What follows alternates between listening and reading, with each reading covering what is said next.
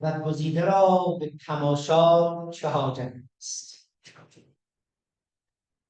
خلوت گزیده را به تماشا چه حاجت است، چون کوی دوست هست به صحرا چه حاجت است. جانا به حاجتی که تو را هست با خدا، کآخر کمی بپرس که ما را چه حاجت است. وا به حاجتیم و زبان سؤال نیست، آخر سؤال کن گدا را چه حاجت است. محتاج قصه نیست گرت قصد خون ماست، چون رخت از آن توست به یغما چه حاجت است. مایل هستم که از طرف خودم و بنیاد فرهنگی دماوند حضور همه دوستان رو در این جلسه خوش آمد بگم. بسیار بسیار خوشحالیم که بعد از چندین سال ما این امکان فراهم شد که جلسه بنیاد فرهنگی دماوند رو به مناسبت صحبت استاد بسیار عزیزمون آقای دکتر لطفریان به صورت حضوری داشته باشیم و برای این کار لازم هست که صمیمانه از دوستان عزیزمون در پارس پلیس آقای فرهنگ آریان و خانم دکتر بهار سپاسگزاری بکنیم.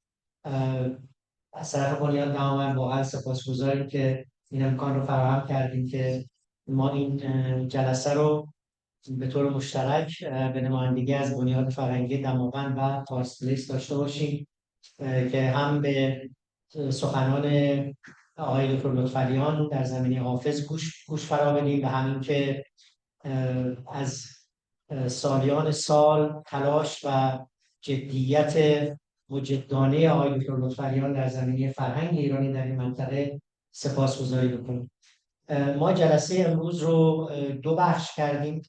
در بخش اول یک شمه‌ای در مورد آقای لطفریان و همینطور دوستانی در مورد ایشون صحبت خواهند کرد، قدردانی از ایشون خواهیم داشت و بعد از اون این به نمایندگی از پارس پلیس و بنیاد دماوند و بعد از اون از آقای لطفریان خواهش میکنیم که تشریف بیارن و صحبت‌های خودشون رو در زمینه موضوع جلسه ادا بکنن و طبیعتاً بعدش هم پرسش و پاسخی و جلسه رو خاتمه می‌دیم. ما قبل از اینکه جلسه رو شروع بکنیم به هر طریق من از مجد جان عزیز خانم دکتر بهار خواهش می‌کنم تشریف بیارن و از طرف پارس پلیس می‌خوایشون خوش آمد.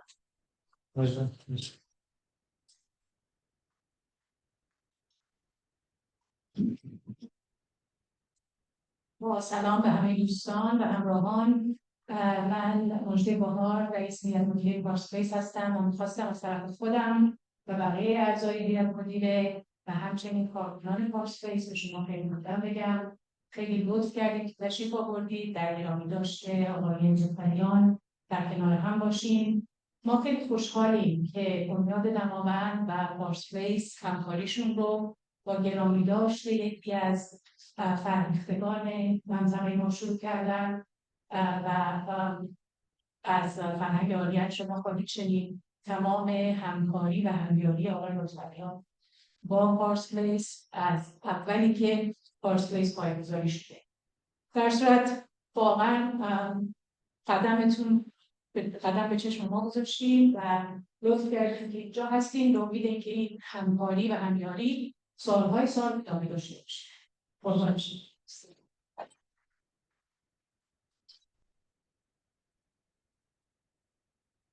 سپاسگزارم خانم بهار. ما همونطور که گفتم بخش اول رو دوستان در مورد آقای لطفریان و صحبت خواهند کرد. مایل هستم که صحبت هم رو شروع بکنیم با یک بیوگرافی و شمه مختصری از فعالیت‌های آقای دکتر لطفریان به ویژه در زمینه فعالیت‌های فرهنگیشون در این منطقه و بعد از اون بدون وقفه از آقای فرهنگ آریان عزیز خواهش خواهیم کرد که تشریف بیارن و از طرف پارس پلیس صحبتی در زمینه آقای لطفیان داشته باشم. بعد من اینجا خواهم بود و دوستان دیگر رو معرفی خواهم کرد. اینجا از آقای دکتر حاج علیگل رئیس محترم بنیاد دامن خواهش میکنم که تشریف بیارن از طرف بنیاد دامن هم قدردانیشون رو بگم و هم که در مورد آقای لطفیان صحبت شکر.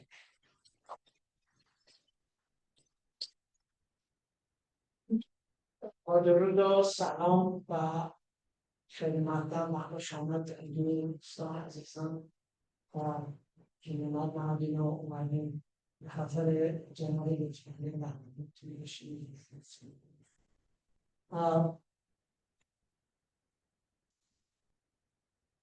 من فکر می‌کنم شماها خیلی بهتر از من آقای لطفیانی رو میشناسید. من 10 سال بیشتر نمی‌تونم منطقه اومدم و این 10 سال چقدر کسان می‌خورم که چرا زودتر نیومدم و چرا زودتر با ایشون آشنا نشدم.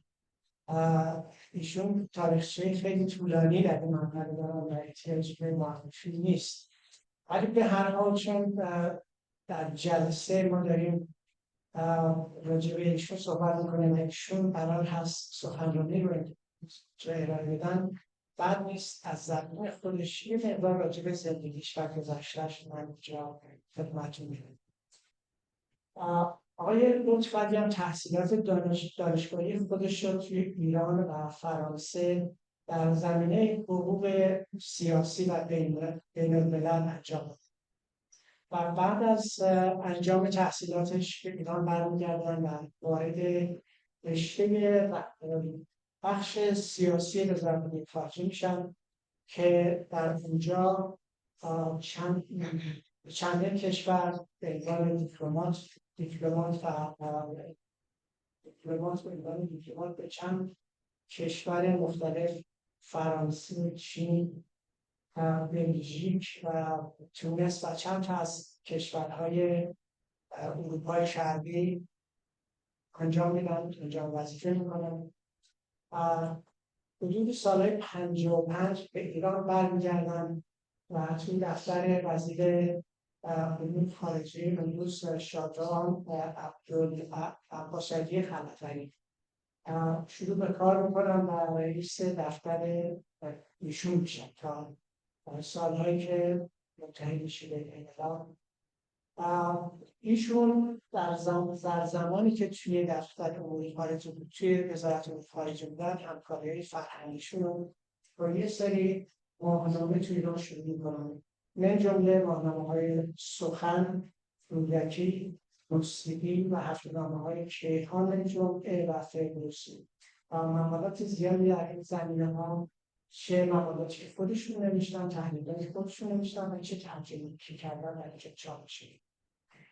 ایشون چند تا کتاب از انگلیسی و فرانسه به زبان فارسی ترجمه کردن که میشه در این میان به کتابایی مثل آفریقای بعد از بندلسته، گواهان آدمی، ناپلئون و ایران و پویایی انقلاب ایران که در مورد فراز و صعود دیوان پهلوی است. اینها رو در ایران اینها رو بعد از انقلاب چاپ شد. علت این که ایشون ادبیات و شعر کشیده میشه داستان طولانی داره که خودشون اینجوری میگه که توی منزلشون در محیط خانوادگیشون شعر و ادبیات خیلی بزرگ و خیلی بهش بها میدن و بر اساس گفته خودش پدر بزرگشون در طول سالیان برای ایشون شعرهایی از فردوسی، بزرگان شعر و ادب ایران، از فردوسی و خیام و نظامی و سعدی و حافظ، ایشون آشناییشون از اونجا و علاقه‌مندیشون به شعر و ادب ایران از اونجا شروع میشه. از دوره دبیرستان به شعر علاقه‌مند میشن و شروع میکنن شعر گفتن. یکی از کتاباش که در سال 2001 چاپ شده البته زمانی میرسه که مقدار شعرش به اندازه شده میگه که به چاپ کتاب میرسه که در سال 2001 کتابی به زیر عنوان در آن سوی زمستان با طراحی هنرمند سرشناس محلی ناصر اویسی به چاپ رسید. بعد در دوران بعد از انقلاب و عشق نخستین خودش برمیگرده که روزنامه‌نگاری و نقد ادبی و سیاسی بوده و در این زمینه مقالات و ترجمه‌های زیادی رو در طی 3 دهه 30 سال در نشریاتی مانند ایران تایمز، میراث ایران، مهرگان، رهاور، بررسی کتاب و آوان به چاپ می‌رسید. در سالهای اخیر با یک گروه پژوهشی زبانشناسی در کار تولید ابزارهای زبانی همکاری داشت و 2 مجموعه شعرهای سیاسی اونم با نام‌های اندکی تاریخ و در دام شیخ و شاه از چاره به چاه در سالهای اخیر انتشار یافته است. همه با ایشون در منطقه واشنگتن آشنا هستیم. ایشون از اعضای کانون دوستداران فرهنگی ایران بودن، شبکه شعر واشنگتن بودن، پارس پلیس و بنیاد فرهنگی دماوند که جزو بنیانگذاران بنیاد بودن. در تلویزیون من خاطرم هست 8 سال تقریبا جزو اعضای هیئت مدیره و چند سال نگیره بودن. به هر حال در این پروسه شنبه زندگی شد و خیلی از شنیدان زندگی شد و بهتر دیدیم تا اینکه خوب بشید. زنی نمیشم خیلی خوشحالم با این صحبت کردیم.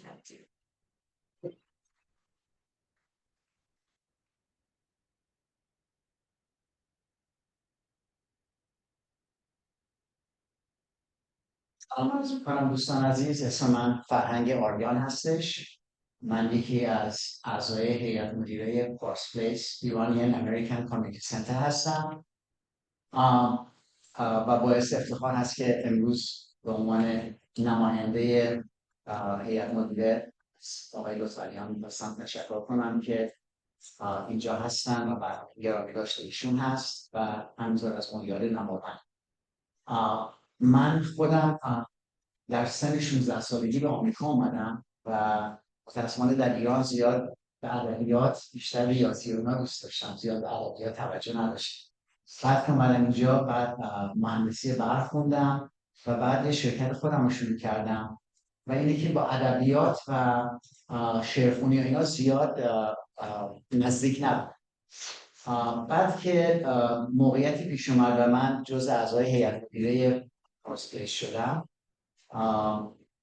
و این موقعیت رو قبول کردم، خیلی دوست داشتم برای اینکه موقع پسر 12 ساله داشتم و دوست داشتم که این فرهنگ ایران رو سعی کنم که هم خودم بیشتر بهش نزدیک بشم و این مقداری هم بتونم به پسرم کمک کنم که بهش علاقه‌مند بشه.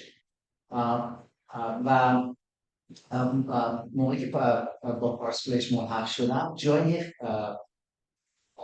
لوکیشن اصلی نداشت، فقط همه چیزا مجازی انجام میشد. بعد 1-2 سالی که تونستیم یه موقعیت ایجاد بشه که یه جایی رو اجاره کنیم، من خب اون موقع کار نمی‌کردم دیگه، بازنشسته شده بودم و میدونستم که اگه اینجا رو باز بکنیم خب من از طرف خودم میدونستم آستین رو میزنم بالا و مشغول کار میشم، ولی نمیدونستم که واقعا این چه چیزی در موقعیتی در موقع میتونیم ایجاد بکنیم برای دوستان ایرانیمون در این منطقه.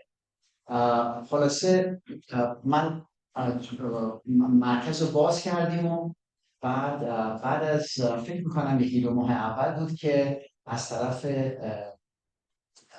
زهره خانم عزیز یه برنامه شب شعر گذاشتیم و یکی از دوستان آقای دکتر لطفعلیان بودن که به ما ملحق شدن در این برنامه و راستش بخوایم من از اونجا بود که اصلا آقای دکتر لطفعلیان حالت مثل برادر بزرگتر، مثل پدر، مثل یه مربی برای هم، اینجوری که ایشون تمام شعرها رو بلد بودن و شعرها رو میخوندن و چه علاقه‌ای داشتن و همیشه میگفتن خوشحالم که اینجا رو باز کردیم که ما یه جایی داشته باشیم که بتونیم این عشق و علاقه‌ای که ما به ادبیات داریم به سن جوان‌تر یاد بدیم.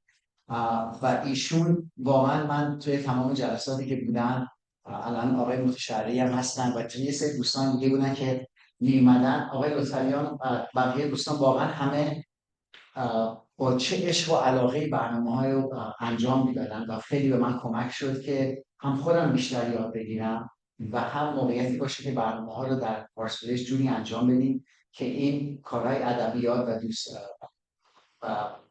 فرهنگی و هنری رو بتونیم به جوری انجام بدیم که هم حفظ بشه و هم بتونیم به سنای جوان‌تر یاد بدیم. البته به سنای جوان‌تر رو یاد دادن این مقداری چالش هست که بتونیم به علاقه‌مندش بکنیم.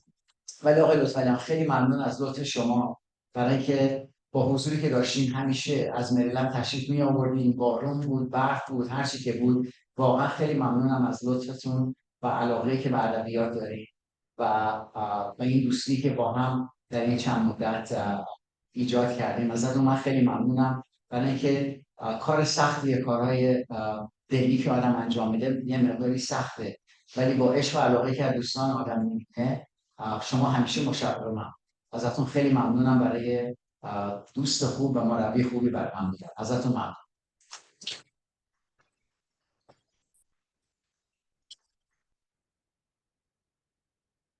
سپاسگزارم آقای دارانی عزیز. خب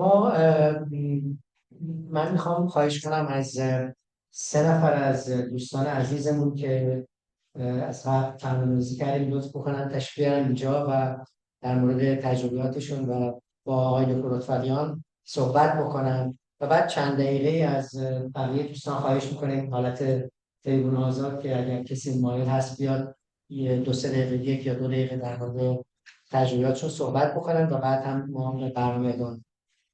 من در ابتدا میخوام خواهش میکنم از آقای دکتر ارجنگ حسن تشریف بیارن. ایشون یکی از فرهیختگان و دوستانی هستن که همه فرهنگ دوستان این منطقه ایشون رو میشناسن. سالیان سال در زمینه اطلاع فرهنگ ایرانی در این منطقه فعالیت کردن و ارتباط زیادی با آقای دکتر لطفیان داشتن. مطمئنم خیلی بیشتر از خیلی از ماها ایشون میتونن در مورد نقش آقای دکتر لطفیان در اطلاع فرهنگ این منطقه صحبت کنم. آقای دکتر خواهش می‌کنم.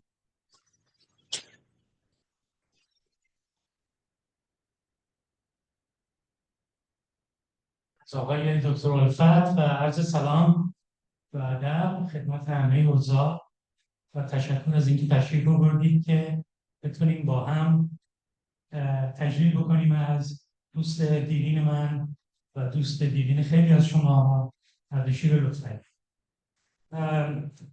به من گفته شده بود که چیزی فقط چند دقیقه خلاصه بگم، بنابراین سخنرانی تهیه نشده، ولی چند کلمه از خاطرات خودم بگم.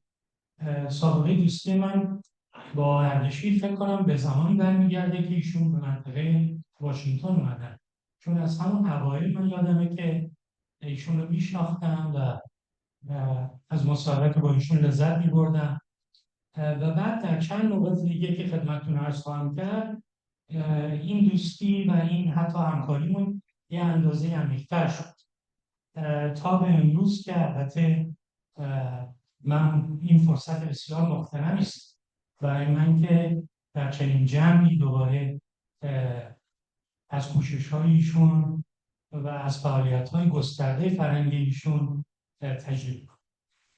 عرض کنم ما سالها با هم در گروهی به نام شب‌های شعر واشنگتن که زمانی ماهانه برنامه اجرا می‌کرد با هم در هیئت مدیره همکاری می‌کردیم و هر وقت که صحبت به شعر می‌رسید دیگه همگی از اردشیر می‌پرسیدیم نظر شما در مورد برنامه قسمت 11 از برنامه که به شعر تعلق داشت چیست و نظر ایشون برای ما حجت بود. این همکاری سالها ادامه داشت.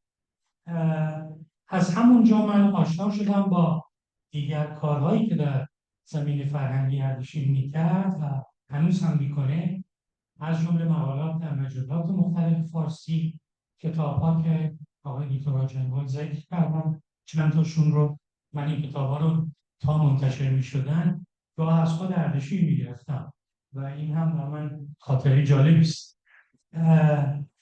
در مجله میراث ایران و خیلی مجلات دیگه شما یک سری در حقیقت معرفی کتاب ممکن بود که از آقای لطفیان ببینید. این معرفی کتاب خیلی داستانش جالبه برام، برای اینکه در گروه کتاب پژوهان که خیلی هاشون اینجا حضور دارن و اردشیر هم عضو ثابت این گروه بود، من هم مواقعی که در شهر بودم میرفتم، همیشه بعد از جلسه مسئله این بود که آیا کسی میتونه خلاصه کتاب رو یه جوری بنویسه که اونایی که نیومدن بدونن چه خبر بود.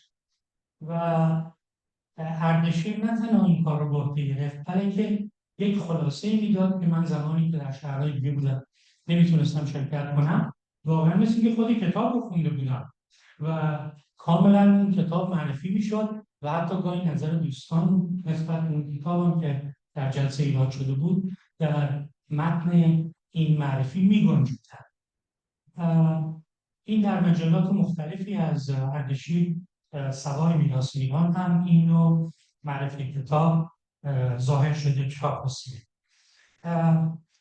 میخوام چند کلمه درباره تسلط اردشیر به شعر فارسی صحبت کنم. البته دوستان در معرفی اشاره کردن که این علاقه از جوانی شروع شده و من یادم اگر اشتباه نکنم یک بار اردشیر من میگفت که در اون سنین اگر شعری رو برای ایشون میخوندن هر چقدر هم طولانی بود بلافاصله حفظ میشدن، میتونستن همون لحظه تکرار کنن.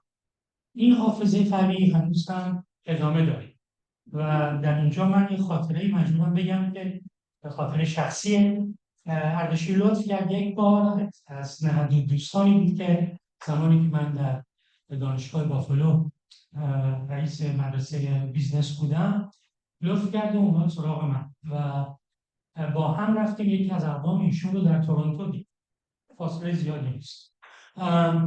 در بازگشت که شبونم بود بعد از ساعت 10 رو افتادیم که مثلا جاده خلوت باشه، یک باران سیلاسایی اومد که من این ماشین میروندم حقیقتا ترسیده بودم که این در این هوا اصلا چطور میشه رانندگی کرد. از طرفی فرصت اینکه جانوار سیمون ها نبود، میخواستیم برسیم به مقصد و تصور میکنم اردشیر هم یک کمی نگران بود از وضع ها. ولی اون راه چطوری گذشت و ما با این که اردشیر لاینقطع یک شعر بلند بعد از یک شعر بلند دیگه برای من تشریح از جمله اون قصیده معروف سیف فرغانی که ایشون از خاک قشنگ برام خوندن و این راه با این شعر و استماع این اشعار در حقیقت به پایان رسید. این خاطره است که من هیچ وقت فراموش نمی‌کنم و در ضمن نشانگر تسلط اردشیر به شعر و حافظه قوی او هم هست.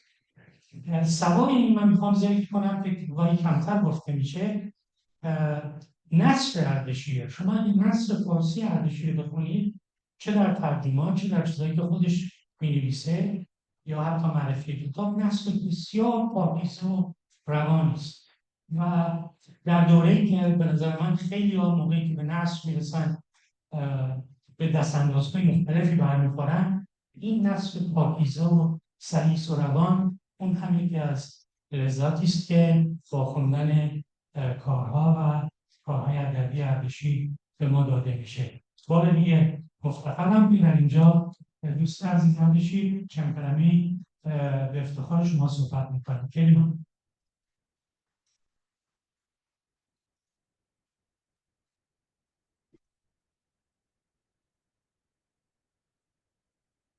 بازگذارم آقای دکتر اسد. بله واقعا باز میخوام هرچی در مورد به خصوص حافظه شعری آقای دکتر لطفیان بگید کم گفتم.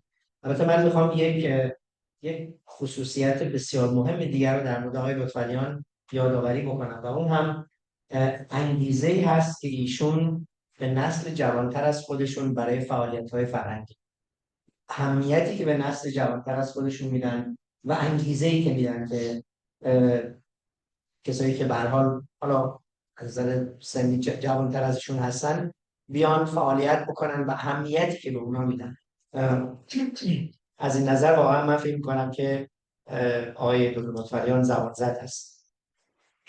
میخوام خواهش بکنم از آقای تبریزی که تشریف بیارن و درباره ارتباط ایشون و نقشی که آقای دکتر لطفیان در امکان دوستان فرهنگ داشتن برای ما صحبت شد. خواهش می‌کنم.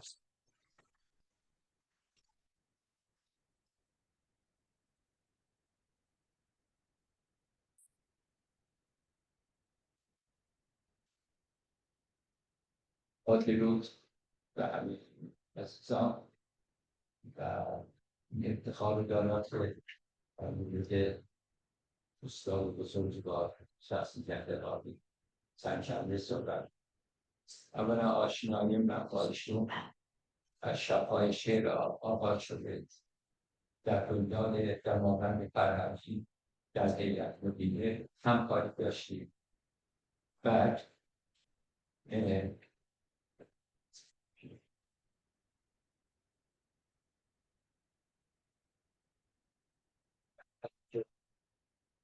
چه کارکنان چه آقای دکتر ارشد وقتی که مدت‌ها با هم همکار باشیم و همین که اشاره هم کردن چیزی که همیشه بر ذهن من مونده و یادشون مونده، ایران هم که بودم جلسات حافظ و برنامه‌های فرهنگی بودم، اونجا هم خیلی شروع کردم. همون اون حافظه ذهنیشون که تا یک کلمه از هر جا خورده بشه اشعار متفاوتشون همیشه دارن برامون. از اونجایی که در هیئت مدیره قانون هم هستن، از طرف قانون هم مطالبی را ارائه می‌کنم.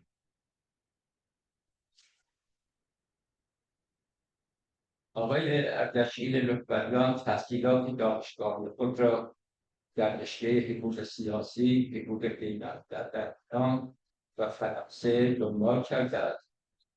پس از فراغ از تحصیل وارد زمینه سیاسی مشترک در امور خارجه ایران شد و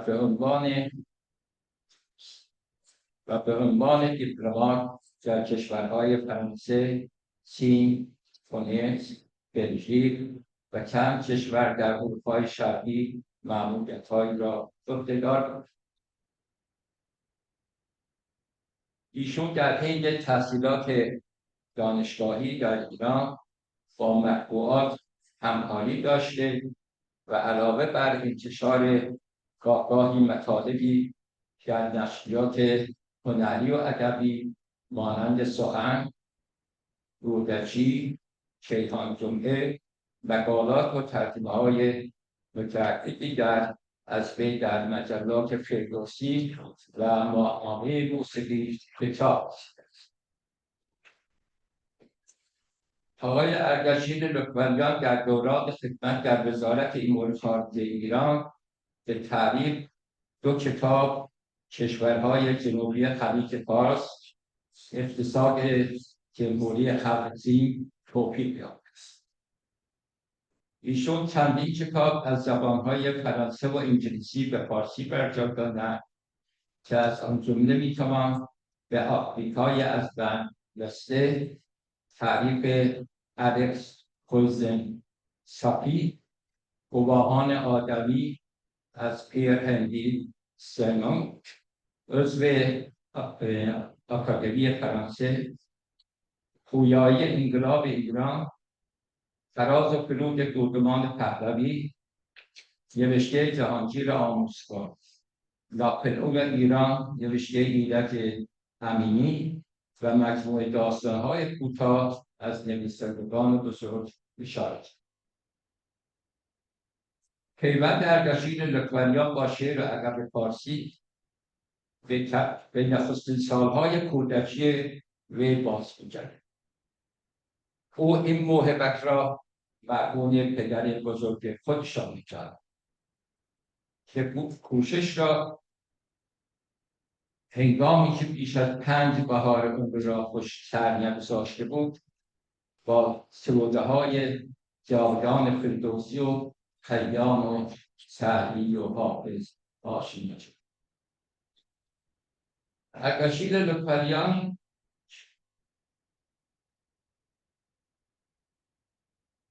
سرودن شعر را از دوره دبیرستانی آغاز کرد.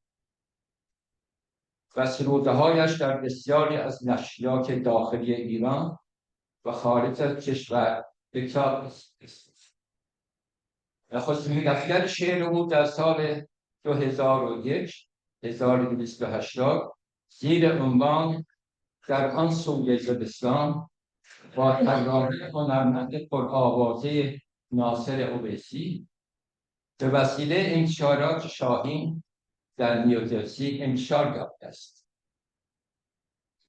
اردشیر لطفریان دوران بعد از انقلاب به عشق نخستین خود که روزنامه‌نگاری و نقد ادبی و سیاسی باشد بازگشته و ده‌ها مقاله در این زمینه‌ها در نشریاتی مانند ایران تایمز، میراث ایران، مهربان و رهاور و بررسی کتاب از وی به چاپ رسیده است.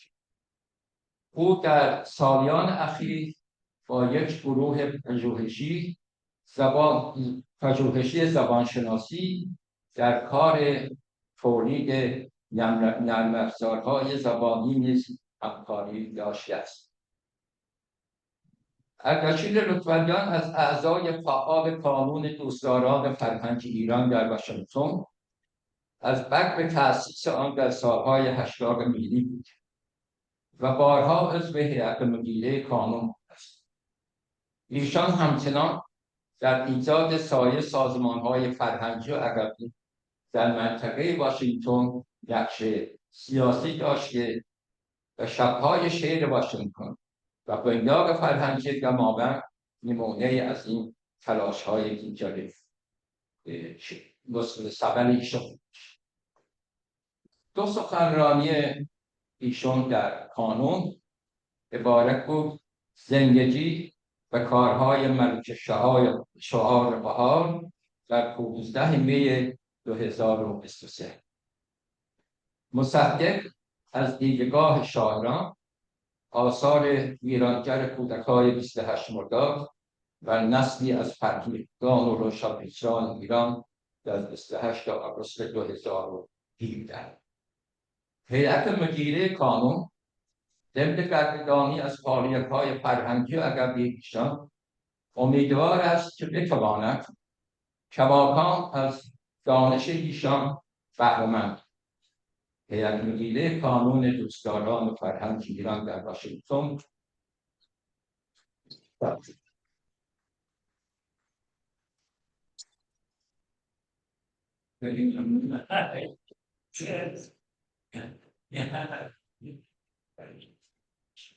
سپاسگزارم آقای تبریزی عزیز.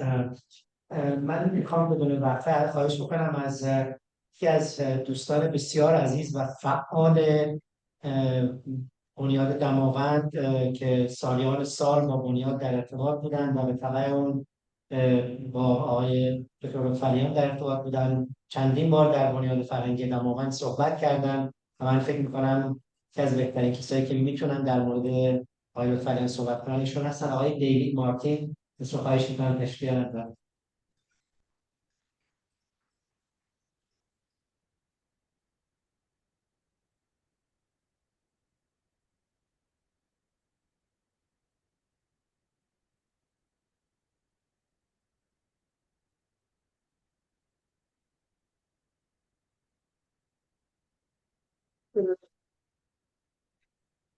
اجازه بده که انگلیسی صحبت میکنم که بهتر باعث جواب صحبت کنم. I won't take long. Let me cover a couple of points here. بهتره؟ صدا میرسه؟ Okay. Thank you all for coming. Thank you for your service. Dr. Archibald, thank you for Fabian. We have collaborated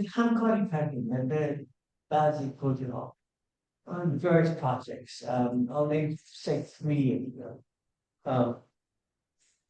we organized a bilingual poetry readings at Pars Place from 2015 to 2019. This involved choosing and inviting poets to read in both Persian and English. So we would choose poems and then translate the Persian poems into English and English poems into Persian.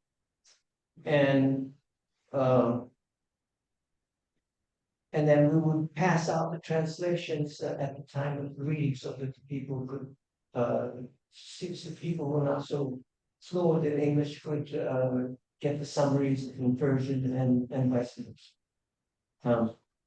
We did summer readings in this fashion with 5 poets reading in Persian and 5 reading in English.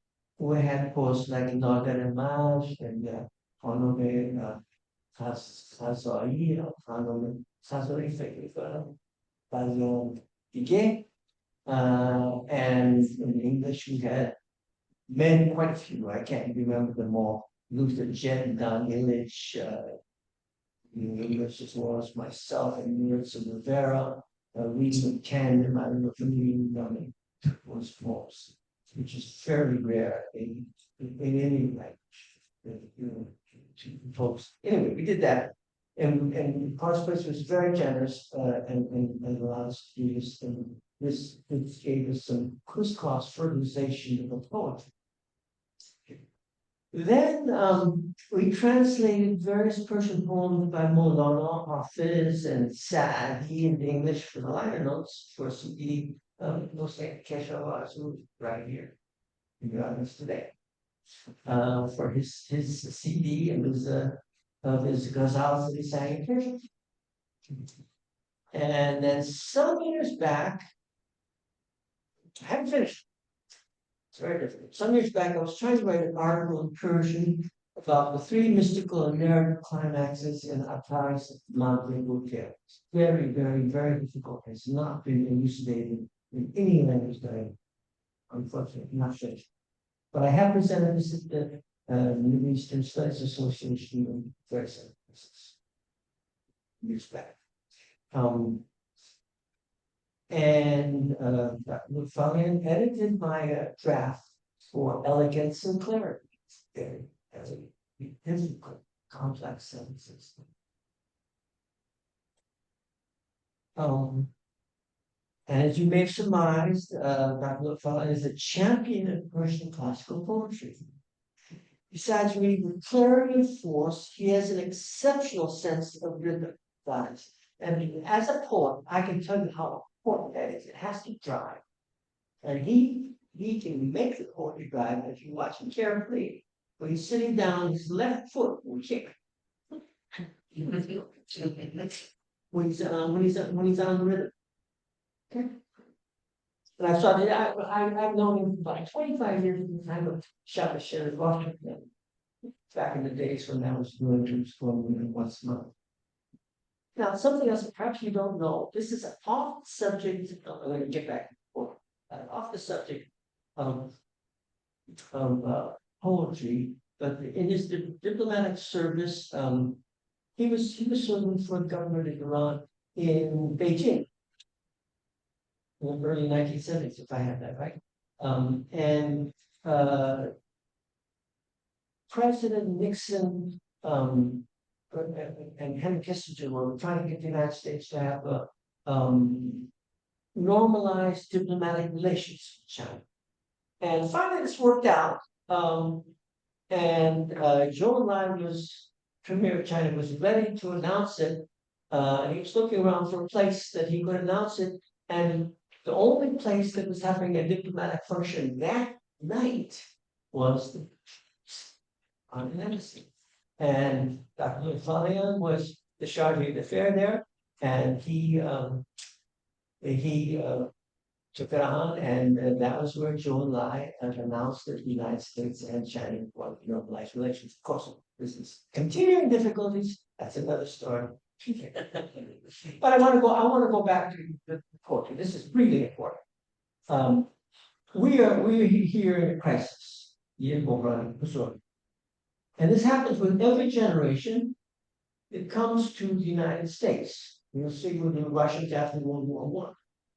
How do you keep the literature going especially when circumstances in the home country are extremely difficult. I myself am in trouble with the government of Iran for my work in translating Felipe Falso.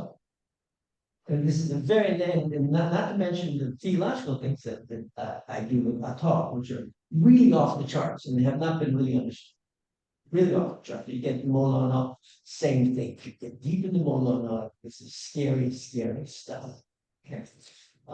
Anyway, we need champions of Persian poetry to carry this on, because you need to have people who can remember 1,000 years worth of poetry.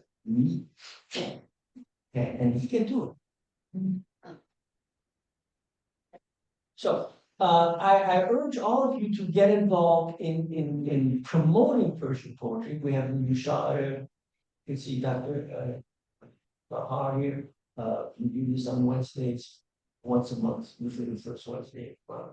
And we need to keep this going. You don't want to see that. You leave it there. You know best. It's a very difficult matter because the universities cannot keep this going by themselves. There's not enough money. And after the revolution, most of the money was cut off. I was right there and I saw it happen, just money dried up. And you can't do this without money. Okay, you need money. I don't know where that comes from, but I leave that in your lap to think about, because this is a generational thing, and for your own history, for our history. Thank you. Love it.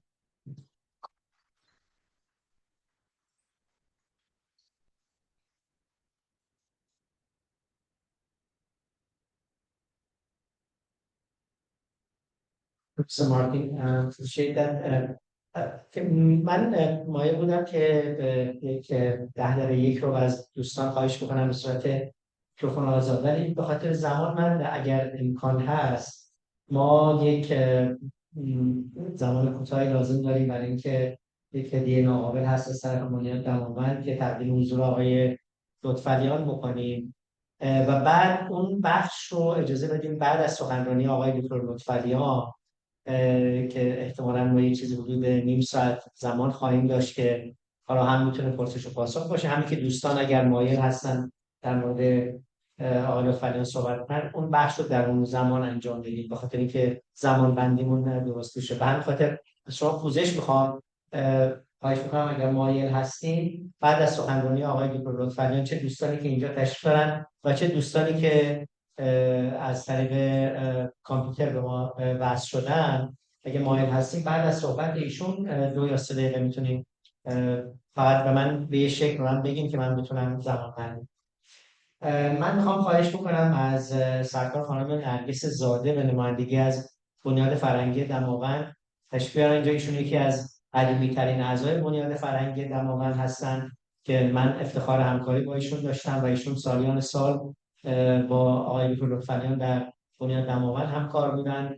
میخوام خواهش کنم که نرگس جان تشریف بیارن اینجا و به نمایندگی از بنیاد دماوند یک هدیه بسیار کوچیک هست که ما تقدیم آقای دکتر لطفعلیان. نرگس جان خواهش می‌کنم.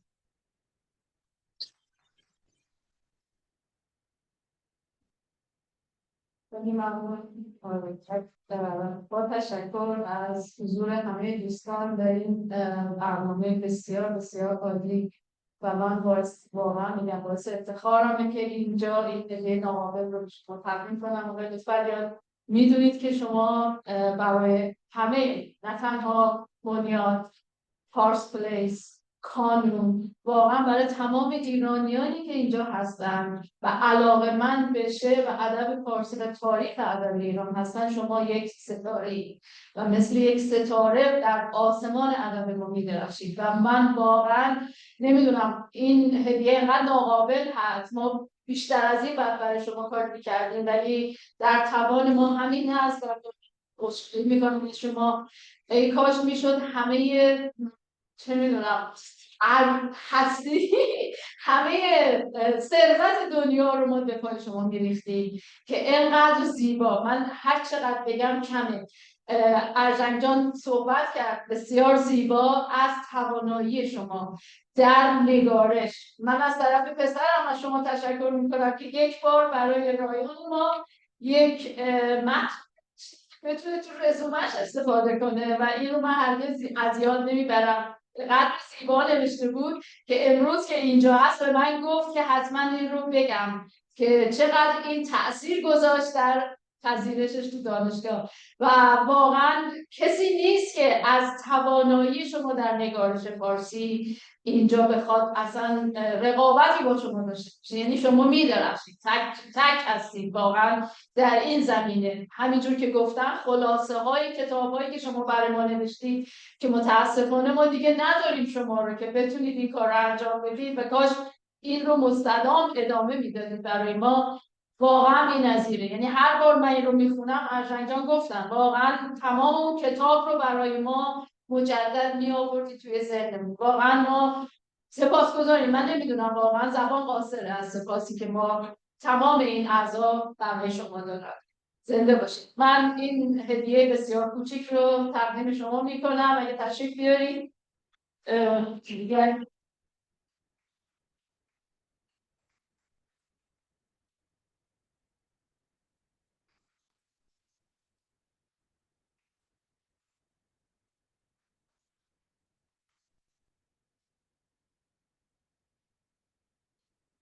بسیار زیبا. اگر که دوست دارید بخونید یا دوست دارید من برایتون بخونم که با کمک آقای دکتر آن شد که بار منت ملاح بردمی گوهر چو دست داد به دریاچه حاجت است. استاد گرانقدر جناب اردشیر لطفالیان، گوهر وجود شما در طول سالیان روشنایی بخش جمع فرهیختگان فرهنگستان این دیار بوده است. بنیاد فرهنگی دماوند به علاوه پارس پلیس عزیز که این برنامه رو برای ما مقدور کردن، آرزوی خود برای شما را از زبان حافظ شیرین سخن این گونه بیان می‌کند: تنت به ناز طبیبان نیازمند مباد، وجود نازکت آزرده گزند مباد. هرگز. از طرف بنیاد فرهنگی دماوند.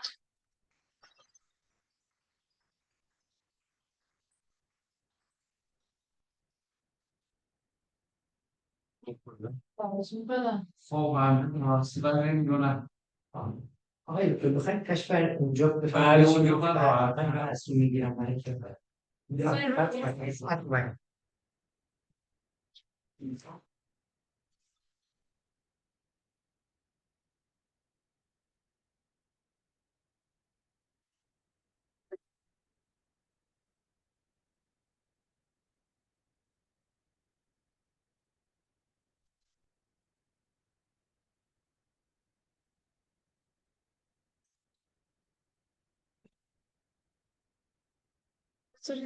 پشت این نیست اینجا آرزوش.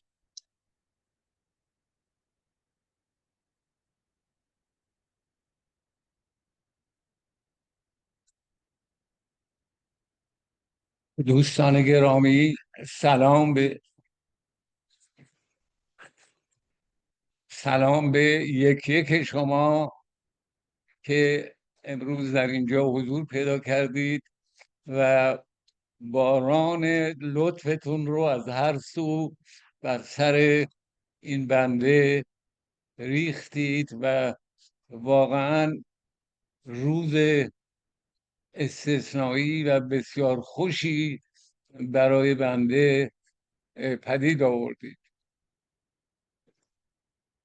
من از هر کس که نگاه میکنم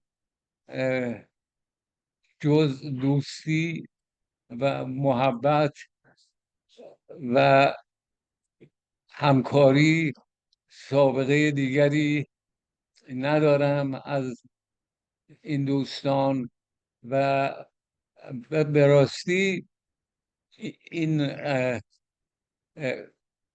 دوستان فرهنگ دوست و فرهنگ پرور و به اعتقاد من از نخبه ایرانیان این منطقه هستند و من چه بخت بلندی داشتم که با ایشان آشنا شدم و از محبت و صفا و همکاری ایشون برخوردار شدم. خب دیگه امروز من این مجلس رو اوج در واقع پاداش سهم بسیار کوچکی که در ترویج فرهنگ ایران در این منطقه داشتم میدونم و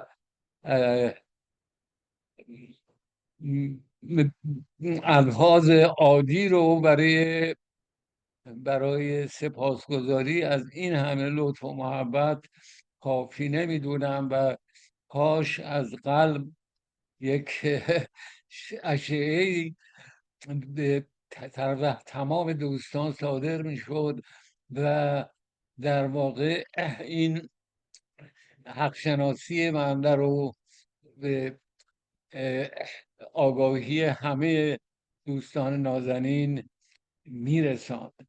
من خب یکی از قدیمی ترین دوستان فرهنگی من در این مجلس دکتر ارژنگ اسعده که من به سابقه دوستی قدیم ایشون رو همیشه ارژنگ صدا میکنم، ولی همه دوستان از فعالیت‌های پرثمر دکتر ارژنگ اسد در این فعالیت‌های پرثمر فرهنگی ایشون و سخنرانی‌های ایشون بهره‌مند شدن و در مورد دکتر ارژنگ باید گفت که ایشون در سنین نوجوانی به واشنگتن رسیدن و شما وقتی که به مقالاتی که ارژنگ در نشریات مختلف نوشته واقعا شگفت زده میشید که این همه پختگی و این همه سلاست در بیان مطالب رو با وجود اینکه ایشون به رشته تحصیلی دیگری رو انتخاب کرده بودن و مدرک پی‌اچ‌دی از دانشگاه MIT گرفتن و خب بدونید این گرفتن چنین مدارجی کار ساده ای نیست و وقت بسیاری باید در راه اونها گذاران، ولی در همون حال ارژنگ در مقوله فرهنگ هم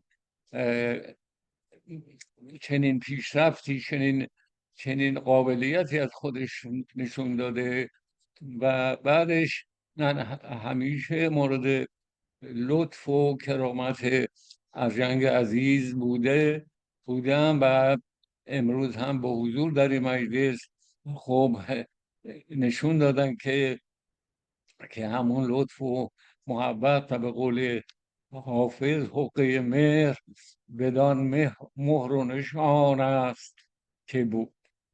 بعد دوستان دیگری در این مجلس بر من البته همونطور که گفتم مرهون محبت همه دوستان هستم، ولی دوستانی هستن که از نزدیک به من اظهار لطف کردن و من این وقت بالم رو داشتم که از دوستی بسیار ارزنده ایشان برخوردار باشم. ما در بنیاد فرهنگی دماوند، خب این بنیاد فرهنگی دماوند پیش از ما وسیله چند تن از دوستان فرهنگ دوست تأسیس شده بود، ولی وقتی که ما در بیش از 10 سال پیش متوجه شدیم که دوستانی که این بنیاد رو تشکیل دادن در حال پراکندگی هستن و خود بنیاد ممکنه دیگه فعالیت نتونه ادامه بده، این بود که ما در این مجلس مرتضی تقریبا حضور نداره، من باید حق ایشان رو در غیابش اداره کنم و کسی که سهم به راستی اساسی داشت در اینکه ما دوباره یک هیئت دیگری رو گردآوری کرد و ما تونستیم هیئت مدیره جدیدی تشکیل بدیم، ولی بنیاد و فعالیت ما از بیش از 10 سال پیش بدون وقفه ادامه پیدا کرده و بنیاد اکنون تحت مدیریت دکتر محمد رضا حاجی گل قرار داره و ایشون هم در این مدت نهایت علاقمندی رو به این مسئله نشون داده و در برگزاری برنامه‌های بنیاد فرهنگی دماوند جدیت بی‌نظیری نشون دادن و ما همیشه مرهون خدمات کسانی که به فرهنگ ایران چنین مهر و علاقه نشون دادن هستیم و اگر ایران امروز هنوز برجاست، پابرجاست و اسم ایران هنوز باقی است، مرهون فعالیت و مرهون دلبستگی کسانی مثل آقای حاجی گل به این مسئله. بعدش در همین حلقه بنیاد فرهنگی دماوند دکتر مسعود الفت هست که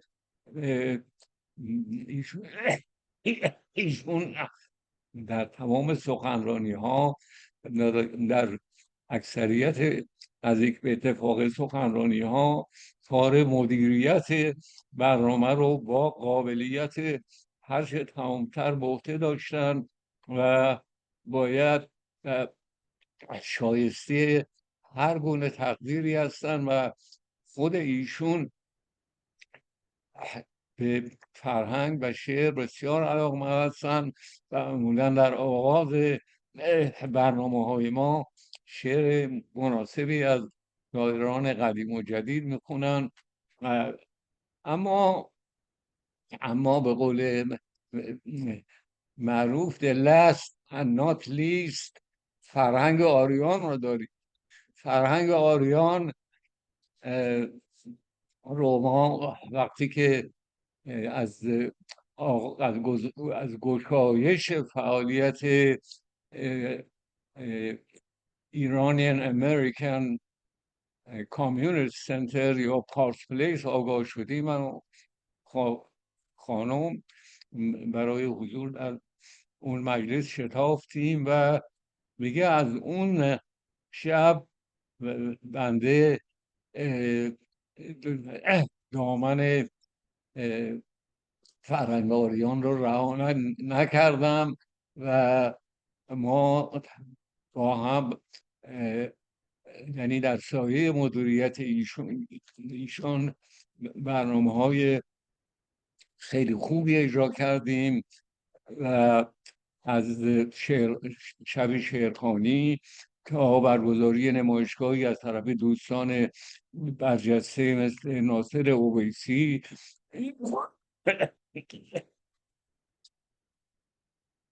این برنامه ها رو با جدیت دنبال کردیم و به راستی ایشون کسی است که من باید مراتب سپاس خودم رو به ویژه تقدیم ایشون بکنم. و اما دوست عزیز من دیوید مارتین کسی است که سالها در ایران بوده، با فرهنگ ایران آشنایی عمیق داره، بخشی از خمسه نظامی رو به انگلیسی ترجمه کرده، شعرهای فروغ فرخزاد از ترجمه های بسیار خوب ایشون است و ما در بنیاد فرهنگی رو همونطور که اشاره کردن شبای شعر دو زبانه برگزار کردیم که تا موقع سابقه نداشت و دیوید در آوردن شاعران امریکایی به مجلس ما بسیار جدیت به خرج داد و این برنامه بدون این همکاری مؤثر و یعنی برگزاریش امکان پذیر نیست. خب امشب به راستی چی میگم به قول سعدی امشب به راستی شب ما روز روشن است و این است که من اگر و اینو یادم رفت که باید حتما پیش از این میگفتم نرگس عزیز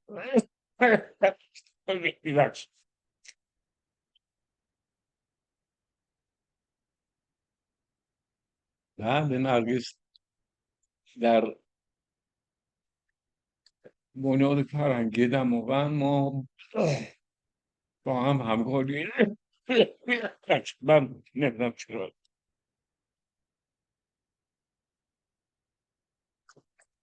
بله همکاری بسیار نزدیکی داشتیم و نرگس عزیز در برداشتن صورت جلسات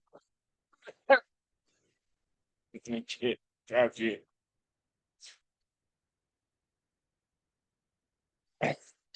نشست های ما مهارت بسیار بالایی رو نشون میداد و با سرعت و چنان نظم و درستی این صورت جلسات صدا رو اداره میکرد که واقعا تحسین انگیز بود و امروز هم بنده به یاد اون جلسات میافتم و باید یک بار دیگه از نرگس عزیز سپاسگزاری کنم.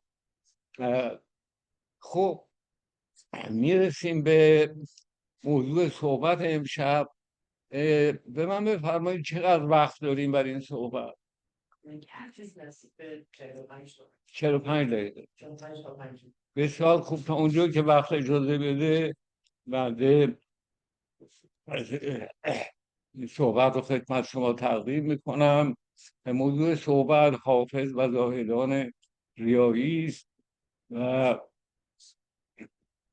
دوستان هم بر این نکته معترف هستند که در میان شاعران بزرگ ایرانی حافظ جایگاه و منزلتی خاص خودش داره و هرچند که ایرانیان از آثار شاعران برجسته دیگری که ارزششون در سطح جهانی است مانند فردوسی و خیام و نظامی و سعدی و مولوی و عطار و سنایی، برای کار این شاعران بزرگ ارزش بسیاری قائل هستند، ولی هیچ شاعری مانند حافظ به خلوت اسرار ایرانیان پی نبرده و از زبان اونها سخن نگفته.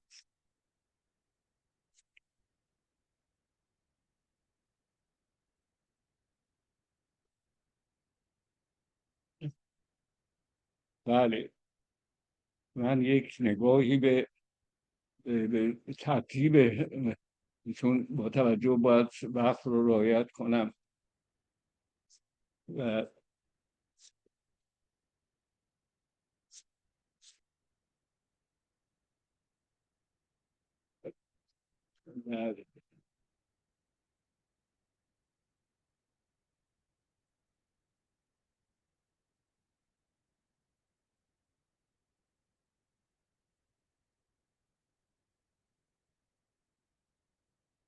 خب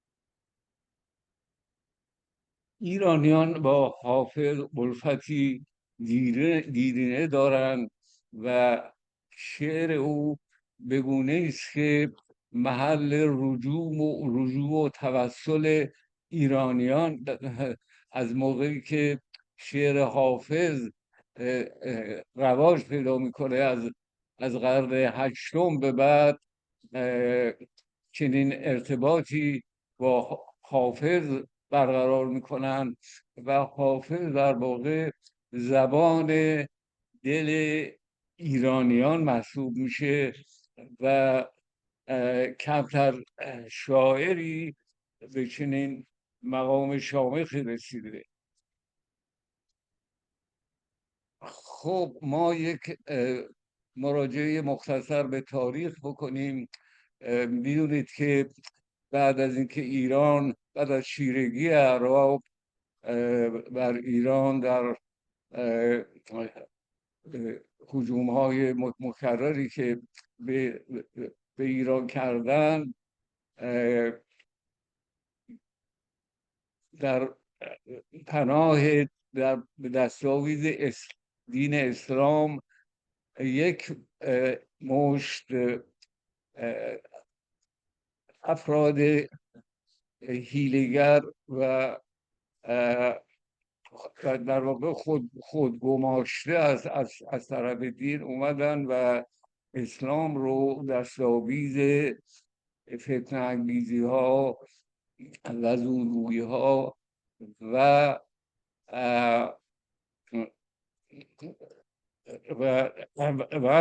وضعی ساختن که در واقع یک محیط خفقان فکری به وجود آوردن و مردم رو از تحرک و از ابتکار و از استقلال رأی محروم کردن و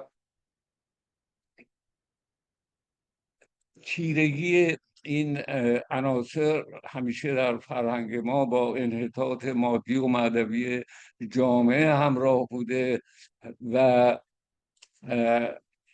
باعث یعنی تولید کننده پیامدهای بسیار ناگواری بر تمامی جامعه ایران بوده است. و از اونجا میرسه که در پایان دوران صفوی نفوذ مولایان در همه صحنه‌های اجتماعی و فرهنگی ایران بسیار بیشتر از همیشه میشه و مولایانی چون محمد باقر مجلسی با جعل 1,000,000 حدیث از قول پیامبر اسلام و امامان شیعه و ارائه آن به عنوان احکام سرپیچی ناپذیر دین در واقع ایرانی رو در اون قفس تنگ افکار خالی از بداعت و خالی از ذوق و شور محبوس میکنن و حافظ سراینده است که پس اینجا در این اوضاع احوال کسانی که در برابر این موج سخافت و بلاهت و حتی میدونی بی‌اعتنایی به مراتب مناعت و شرافت با همه مشکلاتی که وجود داشته برپا خواستن و ندای آزادی در خلق افکندند، در واقع برای ما از قدر و اهمیت بسیاری برخوردارند و حافظ یکی از این شجاعان روزگار منتها سخن خود را در چنان قالب زیبا و تاثیرگذاری بیان میکنه که هیچ وقت از زندگی فرهنگی ایران جدا نمیمانه و تأثیری که بر فرهنگ ایران بر آینده ایران میذاره چیزی است که همچنان ادامه داره و در واقع شاعری است که با مردم خودش یک پیوند جاودان برقرار کرده. مردم ما گرچه ساده دلانه همیشه در دام روحانی نمایان و متظاهران به حمایت از اسلام افتادن، اما در این حال به این نکته واقف بودن، یعنی از بدعهدی و و و کردار نادرست اینها یکسره بیخبر نبودن. و همین علت کسانی رو که در مقام مقاومت و مبارزه در این شرایط با چنین گروهی قرار، حتی براشون یک ارزش روحانی قائل بودن و علت محبوبیت و زوال ناپذیر حافظ نیز همین موضوع. حالا ما به هر حال این مقدمه رو این مقدمه‌ای بود که من لازم می‌دونستم در آغاز صحبت به خدمت دوستان ارائه بدم. ولی ما نمونه‌هایی از شعر حافظ رو برای شما با اندکی تفسیر میخونم و ببینیم تا کجا مجلس وقت این رو داره که ما این بحث رو ادامه بدیم.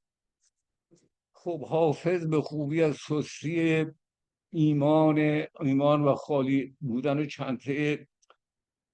چندته جماعت ظاهرساز در کار و شرکت و آلودگی آنها به انواع فسق و فجور آگاه بوده و دورکشان بیریا رو همیشه بر این جمع ترجیح میداده و میگوید که ترسم قوم که بر دردکشان میخندند، بر سر کار خرابات کنند ایمان را. و در غزل دیگری برای که نشون بده که در یک مسیری حرکت میکنه که با اون چی که شیخ و ملا و مفتی و معتصب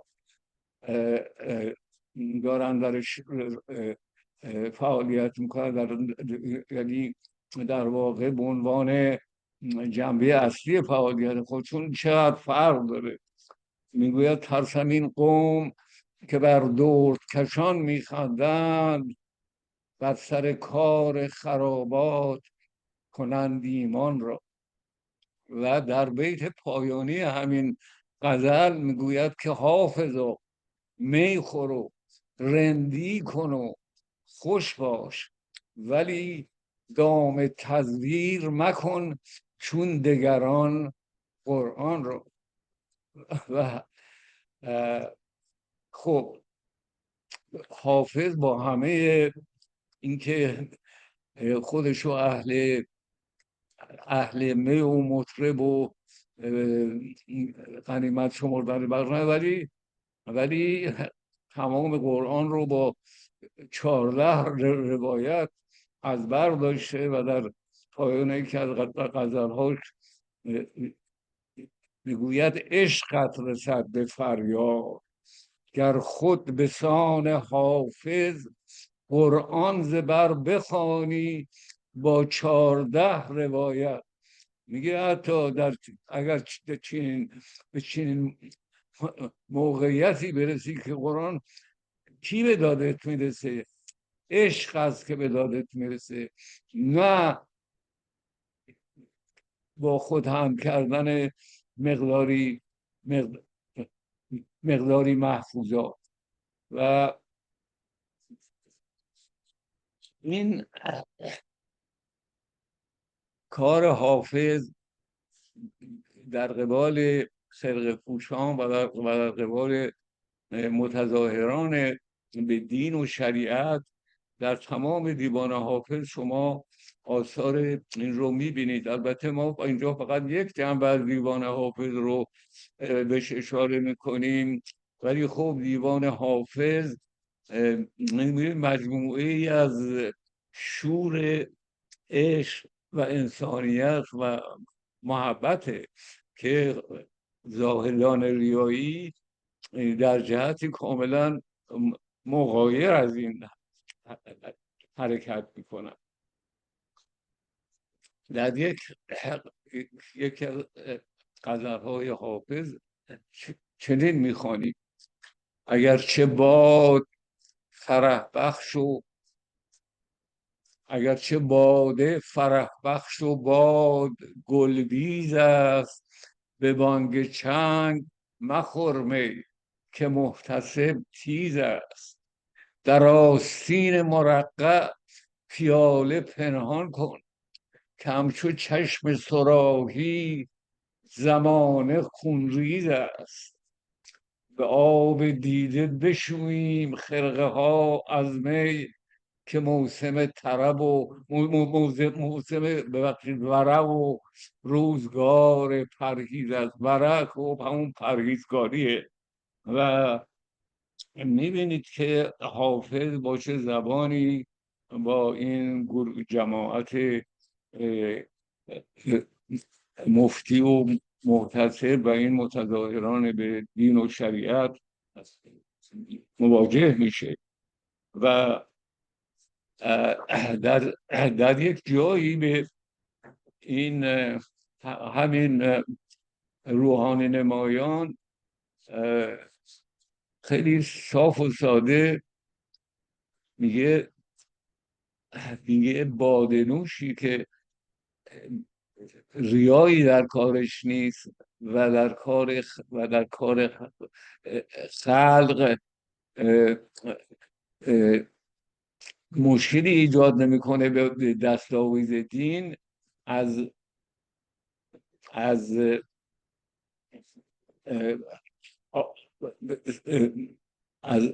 از کی از زهد فروشی که چنین فیشی رو در اختیار گرفتین، این به خدا نزدیکتره. و میگوید باده نوشی که در او رنگ و ریایی نبود، بهتر از زهد فروشی که در او رنگ و ریاست. و در جای دیگه خطاب به همین جماعت میگوید که بروی زاهد و بر دردکشان خورده مگی، که ندادند جز این قسمت ما روز الست. آنچه او ریخت به پیمانه ما نوشیدی، اگر از خمر بهشت است و ز پیمانه مست. آنچه او ریخت به پیمانه ما نوشیدی، اگر از خمر بهشت است و ز پیمانه مست. و حافظ این گل و باغ جهان رو چون موقتی نمیدونه، این است که با یک پختگی و با یک دیدی که حقایق رو تشخیص میده با این چیزها مواجه میشه. و به خرقه پوشان میگوید که با ما، که خودشو و دیگر و دوستانشو خرابات نشین معرفی میکنه، مثلا میگوید که با خرابات نشینان ز کرامات بناز، هر سخن جایی و هر نکته مکانی دارد. و بعدش تعلق این جماعت رو به دنیا و اون چه در دنیا میگذره باز به باد انتقاد میگیره و میگوید می ننازد می بیاور که ننازد به گل باغ جهان، هر که غارتگری باد خزانی دان. بله، این خط فکری رو دنبال میکنیم در اینجا. در در آیین حافظ یکی از بدترین کارهایی که از یک نفر ممکنه سر بزنه آزار دیگرانه و برای حافظ این اعتقاد خودش رو ببینید در این بیت چگونه بیان میکنه. میگوید که مباش در پی آزار و هرچه خواهی کن، که در طریقت ما غیر از این گناهی نیست. مباش در پی آزار و هرچه خواهی کن، که در طریقت ما غیر از این گناهی نیست. و خب زاهد برای فریفتن مردم همیشه وعده بهشت و حور و دلمان میده و در واقع یکی از وظایف خودش رو امر معروف و نهی از منکر و در واقع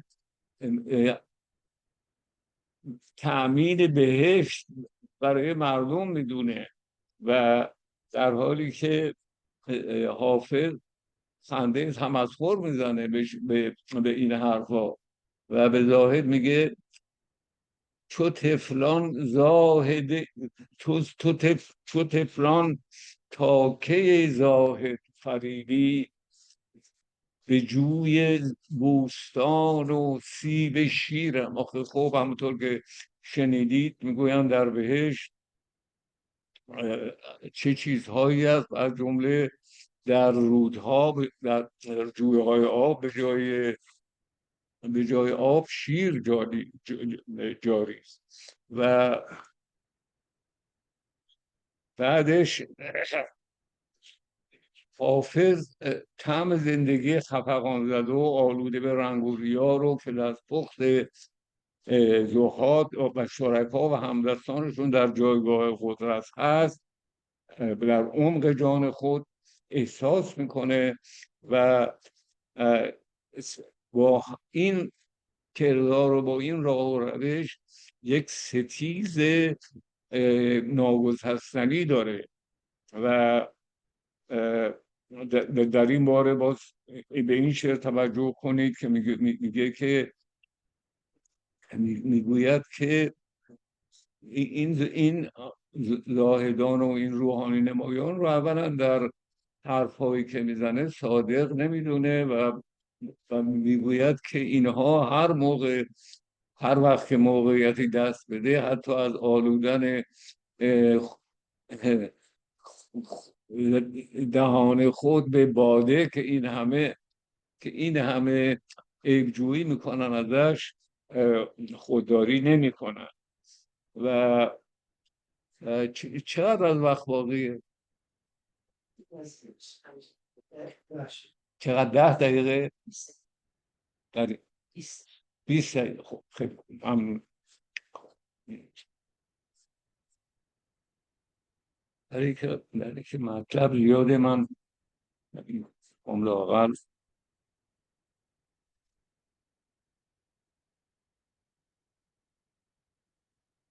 خب این درباره باز محیطی که بر جامعه روحانی نمایان حاکمه اشاره میکنه و اینو خیلی قشنگ برای ما به ما نشون میده.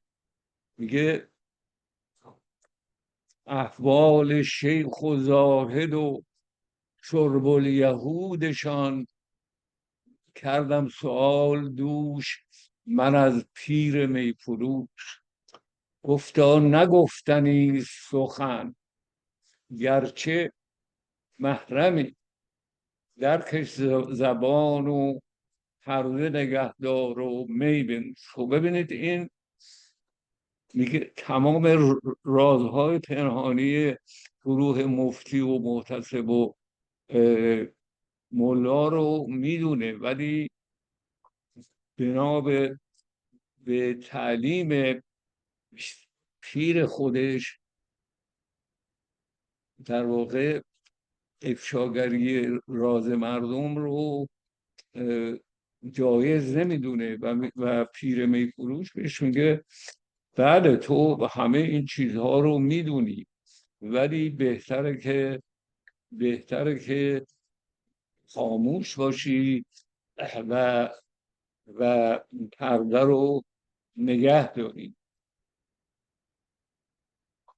خب این پیش از اینکه به شعرها برسیم، باز من چند بیتی از اینجا براتون میخونم که در واقع بیشتر نشان دهنده وضع امروز کشور ماست.